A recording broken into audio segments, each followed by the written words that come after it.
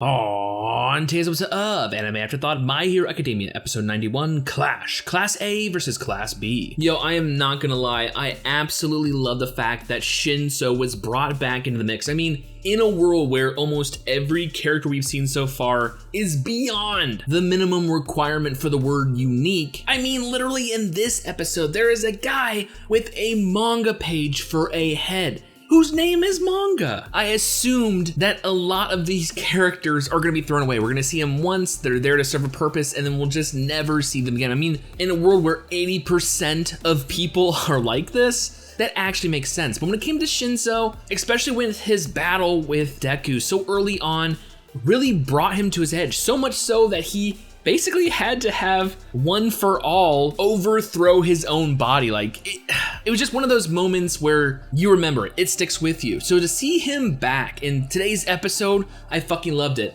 But what put it over the top for me, right, was him showing up to the battleground between Class 1A and 1B, which is already, you know it's gonna be the tits. You just fucking know it. But to see him show up straight jackin' Eraserhead style, like he looked like a mini Aizawa, right? In that mask. Oh my God. It's a mask that would make Hannibal Lecter and Bane come in their pants. Like, I love the fact that as these adolescents, let's face it, they're fucking kids, they're teenagers. As they're progressing, as they're understanding and improving and, you know, evolving their quirks, personality, and just their overall being, we're seeing aesthetic changes. I mean, my God, look at Deku. He's on what, his third or fourth rendition of his outfit, not to mention physical changes. Endeavor, again, Deku. I mean, the scars on their body definitely paint a picture. And I love that this world is incorporating that it's a more realistic, right? You believe that this world is actually happening. I mean, even though it's a fucking anime. So to see the, you know, the characters change and progress over time, it's, you know, it's good. I fucking love it. Speaking of characters though, Class 1B, I gotta say, there are a lot of unique motherfuckers in this one.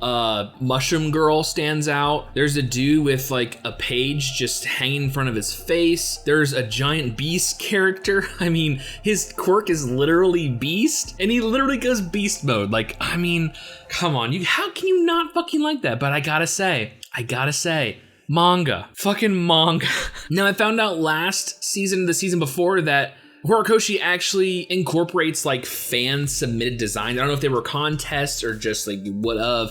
I think it was what, Bubble Girl? Was she one of them? I think there might have been another one too, but yeah, whether this is his own design or a fan submitted one, whatever the case may be, when it comes to, you know, the uniqueness of their characters, I mean, you're gonna have to do some pretty amazing shit to beat a dude who has literally a fucking manga page. I can't get over that. I just wanna know what the fuck his power is. Like, what is his quirk? I mean, you just can't be a page out of a fucking book, can you? Like, my God. Speaking of powers, the last thing I wanna touch on today's episode. So last week, Deku traversed into One for All, the power itself that has been evolved, you know, from generation to generation as it passes from user to user. And whether it be the innate memories locked in those powers, he has traversed to this ethereal, you know, dreamlike world, and he's witnessing the past, the conflict where it all started between One for All and All for One. Bringing this to All Might's attention, we learned that All Might learned a lot of this from his mentor, Nana Shimura. You know, the one that passed One for All down to him. Now, if I understand the conversation correctly, while he did see glimpses of these vestiges, you know, the former owners of this ability, I definitely don't believe it was to this extent, but we know for sure that he did not communicate with the originator, you know, the younger brother. So it looks like at this point, Deku is in uncharted waters. I mean, everyone who has possessed this power is now deceased, well, except for All Might. So I'm really intrigued how his power is going to evolve and develop going forward. At least Deku won't be by himself. He has his friends, his family, and the former number one by his side. The only thing that gives me a little bit of cause for concern is those two shadowy figures lurking in the background. Yes, a couple of the former users of One for All are cast in this shadowy aura. It really makes you wonder if there's been some bad boys in this superpowers lineage. But I have to say, I absolutely enjoyed today's episode. Not only get to see Shinso 2.0, I ain't gonna lie, I got a very nice angle triangle of Froppy. I mean, it is the rainy season after all. Anyways, with all that being said and more My Hero Academia next week,